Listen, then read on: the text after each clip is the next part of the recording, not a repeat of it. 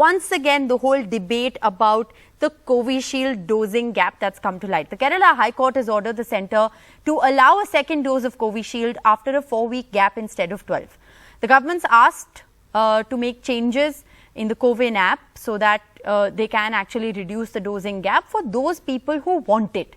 Now, this is, of course, an order for vaccines from private sources only. It's not something that's going to apply to the free vaccine doses that's given by the government. Those will still follow the 12 to 16-week gap.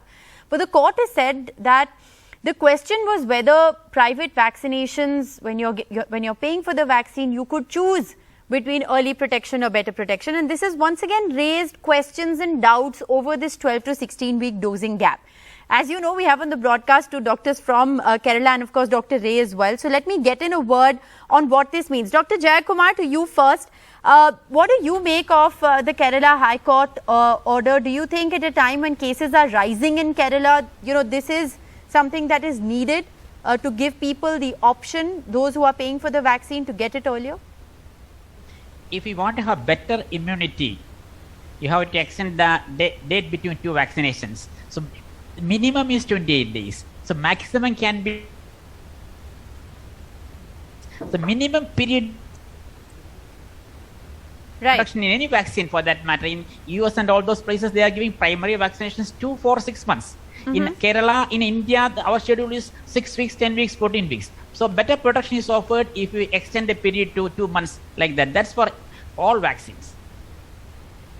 Okay, but Dr. Padmanabha, this has once again raised questions over whether the 12 to 16-week dosing gap is something that we need to reconsider. The fact that the Kerala High Court has asked the centre to allow this second dose in a span of 4 weeks has reignited the debate on whether we need to reconsider the 12 to 16-week gap, given the fact that there have been warnings that, we could see the onset of a third wave soon. There is a spike of cases specifically in Kerala, now cases rising in Maharashtra as well. Which way would you weigh in? So let me be clear about two things. First and foremost thing is, single dose of vaccine has minimal effect on Delta. Delta, only once we give 2 doses, we have effect. So and second thing, very, very clear is, if we extend between the gaps of the vaccine, like Dr. Jayakumar sir said, if we extend the gap between the vaccines, it becomes more efficacious. Okay. For example, Pfizer vaccine was given for 3 weeks, between a gap of 3 weeks in US, that the waning immunity is much faster. And also with AstraZeneca vaccine, it's very clear that if you extend the gap to more than 6 weeks or 8 weeks, the immunity generated is much higher than the shorter gap. So there's a trade-off between two things, early immunity versus long-lasting immunity. As a society, I think we should look at long-lasting immunity because COVID is here to stay for a longer time. But what court said is that whether somebody has to go for an early immunity versus long-lasting immunity is his personal choice. As a health expert, I think larger gap is better because we will have a longer lasting immunity and we won't require boosters. Because if we give a shorter duration, the waning of immunity will start and the immunity will come down over time and it will not last for a very long time, and then we may have to give boosters. That's what Israel is doing, that's what US is doing.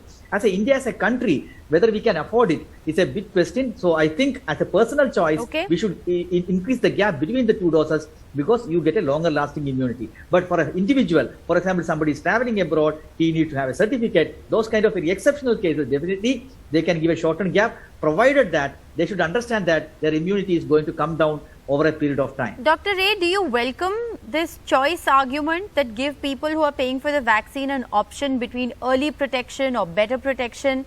Or do you think it's just going to lead to more confusion in the minds of people?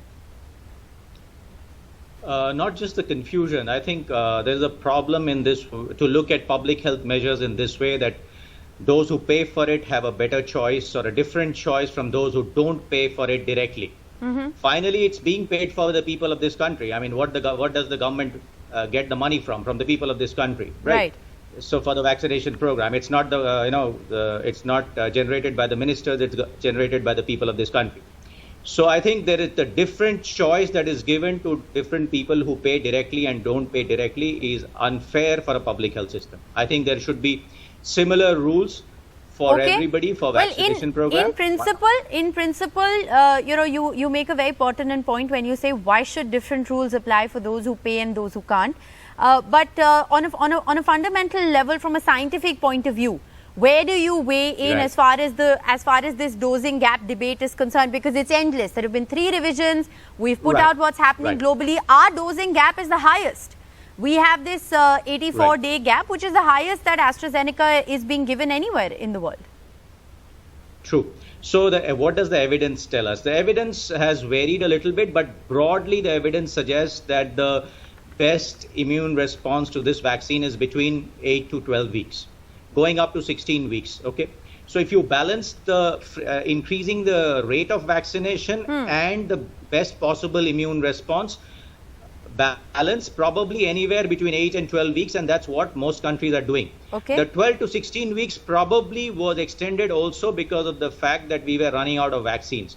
So if we produce enough vaccines, then probably the best combination would be, or the best alternative would be anywhere between 8 to 12 weeks. Okay. Gap would be the best So gap should we possible. go back to the 8 to 12 week gap, given the fact that India has now, as per the latest information, administered over 70 crore vaccines? We've passed the 1 crore mark on 3 days, in the recent past. So is it time perhaps to reconsider that gap? It's a debate I know that will continue, and a story that we'll continue to track here. Thank you all very much for sparing your time.